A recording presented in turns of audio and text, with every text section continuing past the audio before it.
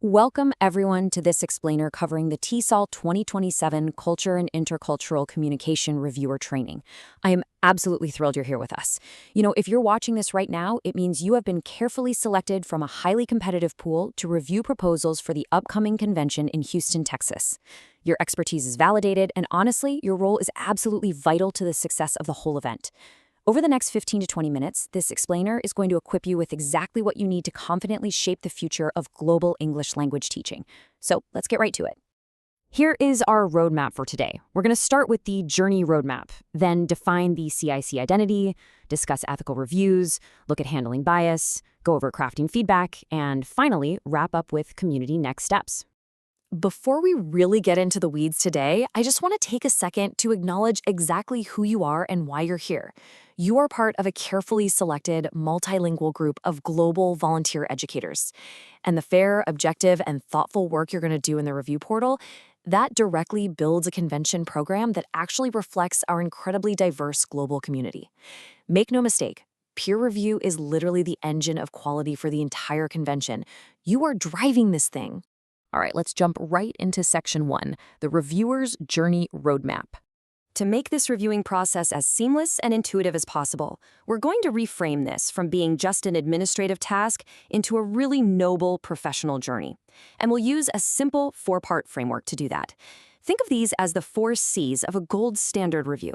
First, understanding the proposal context. Second, navigating our ethical compass. Third, honing the craft of constructive feedback.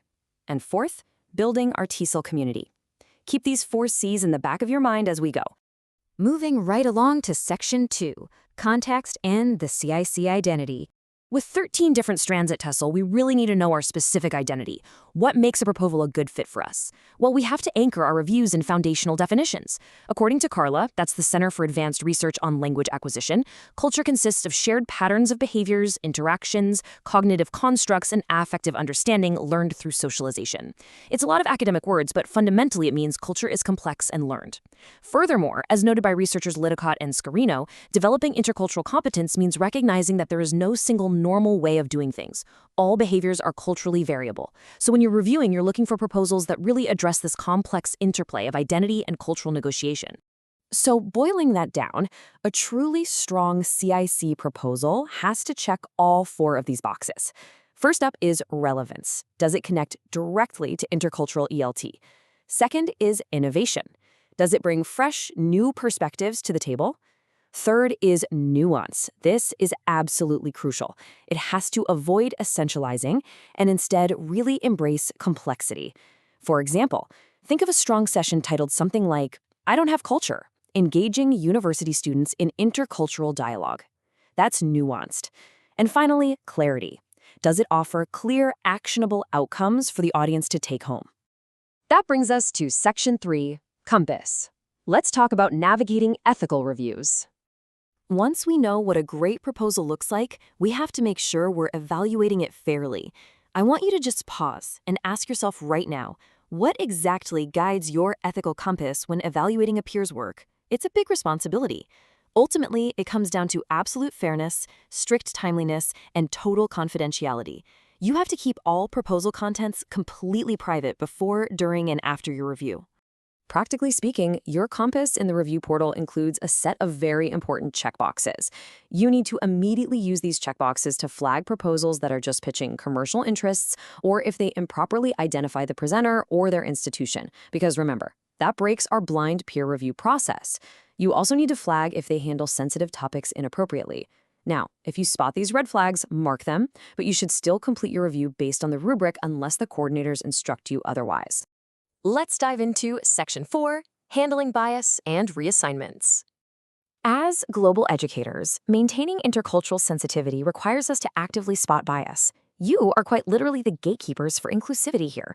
We must vigilantly identify and flag any proposal for further review if it relies on deficit thinking. That means it frames a learner's culture or their language as a problem to fix. Also, be on the lookout for blatant, oversimplified stereotypes, us versus them, othering language, or an offensive handling of sensitive topics. We absolutely want to ensure our convention is a safe, rigorous, and welcoming space for all educators. But hey, What about your own positioning and biases? Our protocol clearly dictates when you need to step back and reach out to the strand coordinators. You must request a reassignment if scenario A happens. You actually recognize the author or their specific project. That's a clear conflict of interest. You should also request reassignment for scenario B. The topic is just way too far outside your wheelhouse. Say it's about highly specific theoretical frameworks like critical race theory, and you just aren't familiar with it. No problem, just let us know. However, look at scenario C. If you merely disagree with the theory, but the proposal itself is well-researched and well-argued, you shouldn't step away. You should proceed with an objective review based on the rubric. All right, moving on to Section 5, Craft, and how we write constructive feedback. This is where your expertise truly shines. We want to make sure the feedback you give is helpful, warm, and accessible to everyone, particularly our non-native English-speaking peers. The absolute easiest way to maintain a collegial tone? Just shift from accusatory you statements to subjective I statements when you're pointing out areas for improvement. It's a real game changer. Instead of typing the harsh directive, proofread it, or your proposal is full of typos, use a gentle I statement. Try something like, I was distracted by typographical errors. Have you considered asking a colleague to review your proposal? See the difference? It is actionable, and most importantly, it's kind. Okay, let's do a quick little interactive thought experiment. Imagine you're reading a review that says this: your session is terrible because it assumes they have no prior knowledge. Also, I think this should be accepted. I want you to identify exactly what went wrong in this terrible review before we move on. Think about the tone, the perspective, and the promises being made there. Take a second to spot the errors.